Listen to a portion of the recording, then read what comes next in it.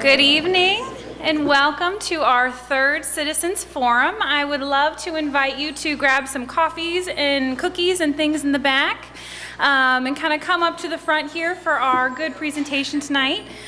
We are focusing this evening, our Citizens Forum, on Connecting People pillar. It's the third one out of our the series of the four. My name is Sarah Wideschek, and I'm delighted to welcome you here to the Miami-Hamilton Downtown Center. I'm the director for the Center for Civic Engagement, and I'm very excited to have this distinguished panel with us here to talk to us a little bit about this city initiative. For those who haven't joined us for Citizens Forum in the past, I wanted to go over just real quick what the outline is and what our purpose tonight is together. You all received a packet of information when you came in, and that kind of gives you the overview of what we're going to do together. We're going to have a brief presentation on this pillar from the city, and then everybody has a note card on their chair there. If you have questions during that presentation, we do encourage you to write those down. Our wonderful student staff will come and collect them from you, and then we're going to have a brief, short question and answer session that will take about 15 minutes after the formal presentation. And then we get to the heart of the matter, which is really hearing from you and learning about what your thoughts and opinions and ways that you can connect to this city strategic plan is. We will have tables set around the room. We've got table 1 here, we've got table 2 in the back, and then behind this wall over here, behind the coffee, we've got table 3. And so we'll break you out into discussion groups, and we've got questions provided that the city's really interested in getting your input. One of the things that's really important about these citizens forums is that it's a place for us not only to get input, but really to think about this as a partnership between the citizens of Hamilton and the city. With the city strategic plan, we really want to make this a living, breathable document. We can't do it alone, and that's sort of the mantra that we are pushing forward here, is that we really need your help. So I wanted to just real quickly introduce our panel. Going first to give us our overview will be Chris Lawson, who is our representative from the City of Hamilton. To give us our technological infrastructure update is Jim Collins, who's the Director of Underground Utilities. And then we also have Bob Brown, who is from the Hamilton City Council, will be here. So I'll turn it over to you, Chris, for getting us started. Thank you, Sarah, and thank you, Miami, for hosting us, and to all the citizens that come out and engage in this, and what we feel is a very invaluable part of the transformation happening here at the City of Hamilton. I am the champion for this particular pillar of the strategic plan, that we connect people. There's 4 main objectives of this strategic pillar. It is a city connected through a celebration of its diversity, a city connected by its walkways, bikeways, parks, public spaces, and transit, a city connected by enhanced and advanced technological infrastructure, and a city connected by regional events and recreational activities. At the very beginning of this, I want to talk about this quote that I think drives what we do. For a long time in this city, I think that there was kind of a reactive sense of the way that we approach things. And I think with this strategic plan, what we do is we change that paradigm into being proactive in the way that we approach economic development, sustainability, energy. It is the way that we can become a leader in the region.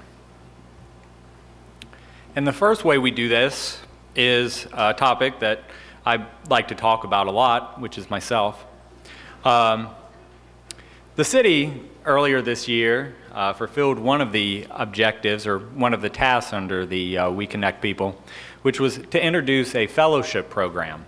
The fellowship program introduced 3 newly minted graduate students to the City of Hamilton that worked in a variety of important sectors in the city, dealing with the relationship between the schools and the city, sustainability and the metrics that guide us, and items with economic development, complete streets, and other performance type metrics.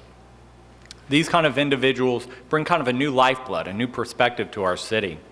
And it was because of the strategic plan that it was a critical task that was fulfilled. Very simply, when we think about connecting people at a very basic level, we think oftentimes about our infrastructure. And what are our infrastructure? Does our infrastructure propel us towards each other, or does it kind of keep us disconnected? The current ways that we think about infrastructure oftentimes keep us segregated. You think about the street out there. Everything about that street says that it's made for one purpose, and it does that one purpose very well. It treats cars as the primary focus. But the pedestrian, the cyclist, the bus is often, second or third to its main purpose. What we hope to achieve is a complete streets type concept. This is a concept that allows a street to encompass all users. So cyclists, buses, pedestrians, and it's friendly and welcoming to all. When we have an infrastructure that works for everyone, then everyone is better connected. Now, on a more kind of technological note, we also know that people are connected wirelessly, and increasingly so. People work from home, people work right in the journal over there. They Skype, and they can, do this wherever they have a wireless connection. And this is why it is so critical for our economic development needs, is to have a Wi-Fi system that blankets downtown so people can work and create and share and connect whenever they want. So if you have a first phase that starts in our public spaces and becomes so widely used that it becomes it no longer becomes this, which is a Wi-Fi hotspot, but it simply becomes an H-spot, a hotspot, a Hamilton hotspot, and it's everywhere. So Hamilton supports your creativity, your innovation, your sharing, your products. But more importantly, it supports you. But if you're bringing those kind of creative individuals into our city, it's also important to note that you're also oftentimes bringing their businesses, because businesses are looking for these type of quality of life issues. Wi-Fi, greener spaces, cycling, bike paths. These are all things that bring businesses to an urban core. But if you want to create the type of infrastructure that supports these type of 21st century businesses, you also have to have a technological infrastructure that supports the speed of business today. And Hamilton has that. It has an advanced fiber optic network that lies directly under the ground. And we're seeking right now with this committee, and Jim Collins will go into this a little bit further, about how we can leverage this fiber optic system to be more competitive in the global marketplace. We all know the cost of gas today. It's pretty astronomical. And for many, it makes them economically uncompetitive. But getting back to how we can invent the future. We can invent the future by predicting what the needs of this region are going to be. And Hamilton is on the verge of providing the energy solutions of tomorrow for this region. What you see there is what's directly outside. It's a natural gas ram vehicle. On there, what you see is a fueling station that's right in somebody's garage. And then you also see the Honda Civic. What Hamilton could do, and what we're discussing, is training our city fleet mechanics to be able to retrofit vehicles for the citizens and fleets of Hamilton at a relatively minor cost, where you can also use natural gas in your vehicle. Whereas the natural conversion, if you went to a regular mechanic, is about $10,000. We could do that probably at a quarter of that cost. And additionally, probably put it as simply an additional utility rider on your utility bills, where you could pay it incrementally over a couple of years. You could also do the same for the installation of a natural gas fueling station in your garage. And Jim will tell you more about how much a gallon that would be. But I think once you hear that number, you'll be a lot more excited. Lastly, I think that, beyond the infrastructure and the wireless, things that we often get excited about are events. And what we're dedicated to is creating unique events that define us, that become real regional draws for us. And a couple of them is, as you may have seen in the news, is the Cornhole Cup tournament, a $20,000 Cornhole Cup that's already gotten regional and some national attention. Our Great Miami River Days, which is always a huge draw. And beginning this year, a Wheel and Hill duathlon between running and cyclists. And that's all I have. And I'll introduce Jim Collins, who's the Director of Gas and Water at the City of Hamilton. Thank you, Chris. Well, good evening, everybody. Thank you for coming out. As Chris had mentioned, I'm involved with the We Connect People by Enhanced and Technological Infrastructure Subcommittee of the We Connect People Committee. And we look at three different areas. We're looking at the free Wi-Fi and fiber optic system and the alternative fueled vehicles. So I'll touch a little bit more on what Chris had talked about. The free Wi-Fi downtown, we're looking at two different approaches to making that happen. One, we're looking to partner with a company such as a Cincinnati Bell or a Time Warner Cable. One of the advantages to us doing it that way is they would be paying for all the infrastructure improvements, installing the hotspots, and they also be responsible for the cost for the equipment and maintaining the internet connection. It's fairly expensive for that. We've got some preliminary costs from Cincinnati Bell. We're looking at about $2,500 per month for 9 hotspots. And what we're looking for is the pictures that Chris had showed earlier. We're looking to provide internet connection outside from the Hamilton Municipal Building, down High Street, past the High Main Bridge, probably to Armstead Park. The second option, and the one we're probably going to pursue, is having the city purchase the equipment and install and maintain it ourselves, using our fiber system that we already have. We've been to Miami University, up into the Oxford campus. They have a very extensive Wi-Fi system there, external to the campus and also inside the buildings. They're using Cisco equipment for theirs. And we've been in contact with some representatives from Cisco, and ballpark numbers to set up a network similar to what we're talking to with Cincinnati Bell would be about $50,000 to purchase the equipment. So you can see it's about less than a 2-year payback if we go ahead and decide to do something on our own. So we're looking very hard at the two different alternates. And the biggest thing is what we'd like to have is connectivity through the corridor. So if someone's walking from MLK down past the bridge, they're going to be connected continuously as they walk through there. And the other important thing is we want to have expandability. If we want to expand that to Rossville, German Village, anywhere throughout the city, we want to make sure whatever system we set up, we can do that. The fiber optic system, the second tactic we have about 60 miles of fiber optic system throughout the city.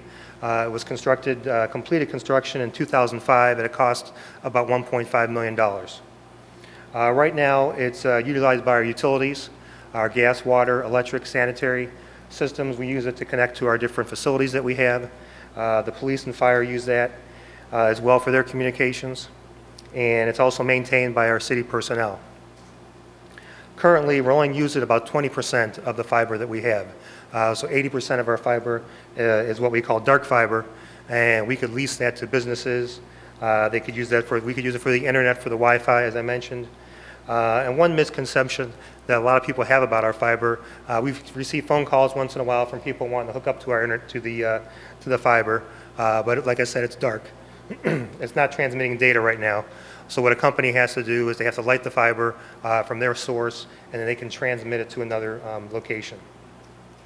At this time, we're not providing internet, phone, cable, or anything through our fiber system, but that's something that we can look at. We have been meeting with communities in Ohio and Indiana that have set up these fiber optic systems, and we're going to be developing a business plan, hopefully within the next few months, that we can roll out to the community to lease our fiber.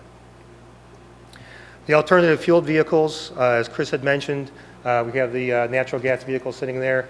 That's one of 2 vehicles we have just like that. Those are our meter reading vehicles, and you see those going through town. We obtained that, 4 vehicles actually, from a grant from Clean Fuels Ohio. It was a $40,000 grant, and that paid for the conversion of those vehicles. We also received a $205,000 grant to purchase 2 plug-in hybrid electric vehicles that our electric department's using for their bucket truck and lift trucks. The advantage of CNG and also electric vehicles, of course, is reduced pollution, reduced greenhouse gases. The engines run cleaner, which means it's longer time between tune-ups and less wear and tear on the engines. As Chris had also mentioned, the cost for natural gas, right now it's at a 10-year low. I'm sure everybody's heard about the Marcellus Shale, Utica Shale, that's given our country a great opportunity to have lower prices for natural gas. And in the transportation market, we have a great opportunity nationwide to have independence from foreign oil. So I think as a country, we need to really start taking a look at taking advantage of that. The home fueling station that was on the slide previously, if you were to fill that up in your garage at our current gas rates right now, you would pay 77 cents per gallon, gas equivalent. It's a lot of savings there from the $4, $5 that it could be. So Midwest-wise, in the United States, the average price is $1.66. So you can see natural gas is a lot cheaper, abundant in the United States, and something that we're looking at as citywide to take advantage of. Disadvantages to the alternative fueled vehicles, one is the conversion cost. $6,000 to $10,000 to convert that. Individuals really right now are not available to get the grants that are available. We're pursuing an additional grant from Clean Fuels Ohio, which would convert 4 more vehicles that we have to natural gas. And we should find out sometime in April if we'll receive that money. Also, the limited number of fueling stations. Right now in Ohio, there's probably 3 or 4 fueling stations. Columbus has a couple under construction right now, and Hamilton is looking to construct a public fueling station on Route 4 next to our city garage. We're hoping to have that operational sometime in 2013. Hopefully towards the end of 2013, that'll be operational, and anybody who wants to drive through can use it. We're members of the American Public Gas Association, and talking to some of the members there who have set up fueling stations, they're surprised who drive through.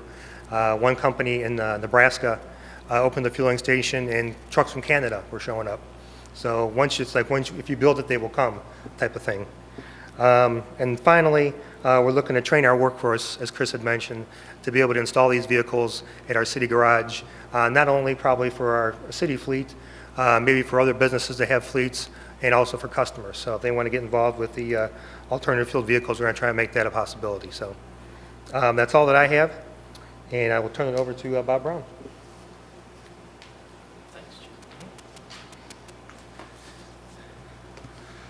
First of all, I'd like to say on behalf of the committee, which is Vice Mayor Carla Fear is in the audience, and Council Members Rob Weil and myself, we'd like to thank Miami of Hamilton, Sarah, her staff, and her students from Miami for facilitating this event. Also, TV Hamilton, it's an important job for you guys because I want to thank you, we want to thank you for your time in filming and airing the Connecting People Forum. I can't express enough for the involvement that we as the city need to involve everybody we possibly can in order to have this be successful. I also would like to thank Director of Water and Gas Jim Collins and our champion Chris Lawson for attending and kind of letting everybody know where the direction we're going. But most important, as I just said, we'd like to thank the citizens for your attendance and the support for our plan. The plan's succession relies on citizen participation and involvement. Such involvement includes tonight when you're going to be answering questions that we need. We're kind of giving you the guideline, but your questions and giving us your comments of what we can do to get this plan out to all of our citizens in all of our areas of the town. So with that being said, I want to say thank you, and I'm going to turn it back to Sarah. Thank you. Thank you. So I hope during our presentation, thank you so much, Chris, Jim, and Bob. At this time, we like to do questions and answers. So if you have written on your note cards, we've got some of our students that will collect those from you. If you just want to hold them up high, we'll come and get them. First question is, why don't we promote our use of electricity from our river water? Yep. And basins? I guess my comment would be that we are using river water. Now locally, I think the biggest part of our water is being used, and please correct me if I'm wrong, the coolant of our type of generation, meaning for water to cool down. Now, everybody sitting here knows that we are in the middle of constructing Meldal, which that is one of the areas where that's in the just over the Kentucky line, and that is all water generated power that we'll be using. Sure. I'm not in the electric department, but I can speak a little bit about what's going on at Meldal. Construction will be done in 2014 on the Meldal hydro plant. We also have Green Up. We're also involved in Prairie State and the Fremont Energy Center. So right now, about 40% of the electric that the city of Hamilton produces is green energy. And the question is probably right. We probably don't do a good enough job promoting that. I don't think we do a good enough job promoting all of our utilities. I think we need to get that out more to businesses that, we have the cheapest gas in the state. We've got great electric rates. We've got the best water in the country. We need to get that out more to people. We don't do a very good job of tooting our own horn, I guess, which we probably should be doing that to, help with drawing businesses into the community. And we do press releases, and I know we have them from time to time, on Meldal, especially with the construction. And I know there's been stuff on TV Hamilton about Meldal construction, but to get it out nationally and even regionally, we don't do a good enough job as what we should. So. And if you have strategies about that, that's the kind of stuff that we would welcome during the forum. Are there other questions that we might be able to answer? It's regarding the site next to the power plant on 3rd Street. It's where part of the old Niles Toolworks building was. I believe that site is going to be used for some type of green energy. Are you aware of any future plans for that site? And what are the plans for it? I wish someone from the electric department was here to speak on that. But now they did talk about a trash burning facility that was brought up at one time. AMP, American Municipal Power, is looking for some peaking stations that they could put on to shut off some of the high load that happens in the summertime with the air conditioning. That's a possible site for that. So those are two uses that I know that are out there. But I think the trash burning, I think maybe due to some of the environmental regulations, maybe has been put on hold. I have a question about the Wi-Fi, and I know Chris might be able to answer this, but when you're inserting these Wi-Fi hotspots, around the area, have you investigated any places that already have Wi-Fi? I know you can walk down that way, and I can catch my McDonald's Wi-Fi, right off the street. So, are you investigating where you're not going to overlap between places that already have Wi-Fi, businesses that already have it, and where you're going to install it? So, just curious. Yes, we are. We're going to be investigating that. We know there's a couple businesses along High Street corridor that has Wi-Fi. One of the things from talking to Miami University that they mentioned was, depending on the building construction, the Wi-Fi that we have set up outside is not going to penetrate very well. Of course, Miami University has a lot of brick buildings, and the exterior Wi-Fi doesn't go inside very well. But when you have a lot of glass and stuff like that, there's probably going to be some overlap. But when we have a plan, I think, worked up, we'll probably definitely get with the business owners and let them know what we're thinking before we implement anything. When you talked about a trash burning facility, one thing that came to my mind was a trash burning power plant. And I believe such a plant was constructed in Columbus, and I think it ran for about 10 or 15 years, but it's not running anymore, maybe for economic reasons. And for that reason, it was nicknamed the cash burning power plant. But have you thought about constructing a trash burning power plant to generate electricity, or is such a thing not economically feasible? Well, that's what the facility that I mentioned on North 3rd Street would have been for power. It would have burned trash for power. So, but again, I'm not with the electric department, so I don't have a whole lot of details on it. So, This is pretty far afield from anything anybody else has brought up, but I've was thinking about bringing people together in Hamilton across East and West and racial groups and so on. And I would really love to see an all-Hamilton community chorus.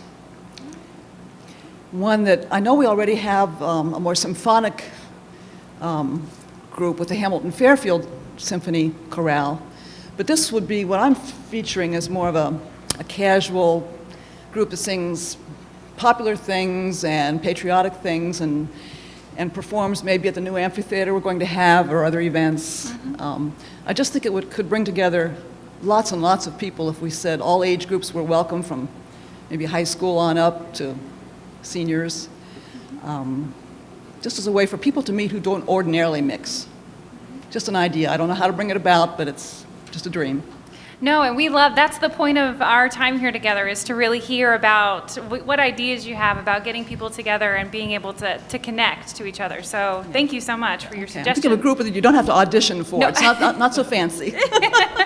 Great, thank you so much. There is a task under the We Connect People, which is Hamilton Meets Hamilton, which is somewhat of the same kind of concept without the American Idol spin, which I really like. But I think that's a great way to kind of enhance it, because I think it can mean a lot of things, not just a block party, but it can mean different neighborhoods that have different, choir styles and different neighborhoods that go to each one's performance and things like that. I think that can really be a big draw. But that kind of feeds into the Hamilton Meets Hamilton concept, which we're currently working on. So thank you so much for our panelists for fielding some good questions and providing us with an overview of what the city has been tasked to do underneath this particular pillar. What we'd like to do now is spend the rest of our time together talking to each other, exactly what you were talking about in terms of bringing in different ideas and different strategies about what Hamilton can do to connect each other, not only through events like this, but also through neighborhoods and Hamilton Meet Hamilton and other things like that. We did a town meeting in every county in the United States to celebrate our 200th anniversary. And these town meetings brought people together from all walks of life. Well, since I have coffee to sell, I'll keep this in the same place. Yeah, we have it on, it's all on the Butler County Tourism website, and it's also on our city website. So we now have on the city calendar, we've added these special events on there. So you'll see concerts in the park and all of that. So what about our city manager's little news thing that comes out each week? Is that listed? Because I'm on the list now to get it, and I'm not sure. If there's something you would like to see that's not on the list, or if you had any ideas for things the city could do. When they talk about bikeways, being able to get around the city, are they going to be able to paint an area along a street, a major street, so that bicyclists or cyclists, whatever, are safe driving? that's what they're trying to do with the Connect Street thing, is do the bikeways and all of that. So yeah. Also, how about the bike path connecting Hamilton to Middletown? And also the date. Is that under construction? Look at like the populations, household income, education, attainment. What can we kind of do to reach out to all these populations, given these numbers? It's like the dovetailing of the Sense of Place initiative with the Neighborhoods initiative, and then this Hamilton Meet Hamilton concept under We Connect People, where we say, you go to Bailey Square on 2nd Street, and have you been to Bailey Square? And they have these kind of inscribed stones that have these famous people that have come from that neighborhood, and it's just wild. Some of the really successful people and accomplished people in academia and politics and athletics and entertainment that have come from that neighborhood, and I just thought that was such a beautiful celebration of those individuals. So how do we invite, once we've developed these neighborhoods, good timing, to say, hey, everybody else and all the other neighborhoods we've talked to, let's descend upon this one neighborhood and let's really help them celebrate. Let's educate ourselves as a city about the differences and the cultural fabric that make this neighborhood unique. Let's help them celebrate it, and let's educate ourselves in the process. We're imposing coming in on your space and teach us, or does it have to come from like within the populations of the people who live in those specific areas? It has to be a grassroots, I think. There's got to be some successful. organization that is extending the invite to the rest of Hamilton that says, and I envision, folks from whatever particular neighborhood we're celebrating that have a pin on or a T-shirt that says, "I'm from this neighborhood, ask me a question." To try to tear down these informal barriers that have existed for decades in this city, to say this is what we really appreciate and value in this neighborhood and in this community. And we certainly hope that you value that as a result of this celebration that we're having. I think there's so much cultural richness here that we don't even know about because we are connected to neighborhoods. And we don't do a good job of celebrating it as a city. Right. What do you think has to happen before we can get to that step, though? Like the Hamilton Meet Hamilton, like the events that we're talking about, I don't think can just happen tomorrow. Like there's got to be. And what are some strategies that you think? I think it's going to be a result of our neighborhoods initiative. I think now that we've identified leaders in Lindenwold, for instance, I hope that those folks will take ownership of it and research their historic heritage and the history and richness that neighborhood has. Organize that event and invite the rest of Hamilton in there. And as we move on from neighborhood to neighborhood, So they should have kind of like key spokespeople, I guess we could say. It's almost like they're becoming empowered to become the leaders of their neighborhood, and out of that grows these opportunities, and then we're connected to them, and they're connected to everybody else. So you think there should definitely be more events geared towards promoting that history and giving us something to be proud of in Hamilton? We do have a lot. So much of it is realizing what we already have and using that. So our history, our arts, things like that. But I think, there's things the government can do and we as a community can do. As far as organizing events, using the Booker T. Washington Center is a good thing. Organizing the schools and have days where we just call it, Meet a New Person Day or, something. It doesn't have to be huge, but anything that we can do to engage race to race, black, white, gay, straight, it doesn't matter. We're all here together. I think that's something you have to do. Through our Neighborhoods initiative, and Lindenwold was our first neighborhood that we really engaged with. One of the people who have stepped up as a leader on behalf of that neighborhood had this concept of, at North End ball fields or something, over one weekend, let's do a co-ed kickball tournament. Each neighborhood has a co-ed team, and there's a tournament, neighborhood versus neighborhood, all for a charity, for a good cause. But kickball doesn't have the kind of barriers of entry that softball does. All it takes is a ball, and it's got these childlike qualities to it that make it kind of accessible. Excellent ideas. Okay, this is what we're talking about. What do you think? I like the idea of something fun, because that's what's going to bring people out. Serious things, I don't know if history's going to bring people out. Any numbers. But if we can pair the two, sneak some in. Those who aren't playing on the team could come out and cheer for their team, cheer for their neighborhood. Right. And you have a local business from that neighborhood sponsor the team and the T-shirts and things like that. Yeah, people come out for a picnic, they watch the game.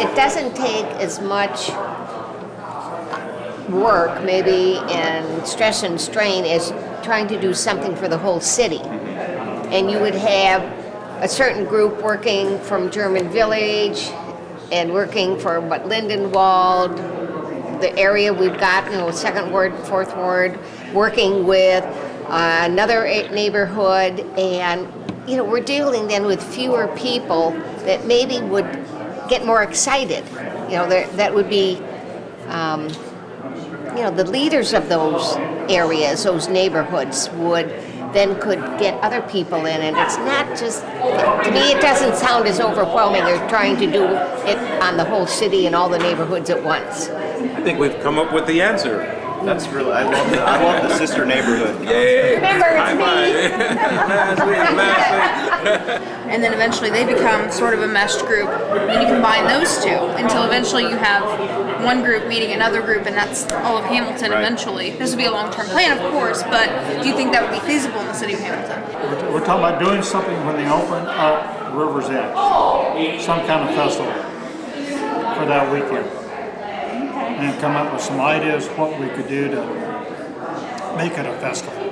So at this time, we really want to hear from you. So I would like to go ahead and invite our Table 1 scribe, which is Celebrate Diversity. If Jessica, you want to come up and give your brief themes? Okay, I just want to thank everybody who came to our table and for their input.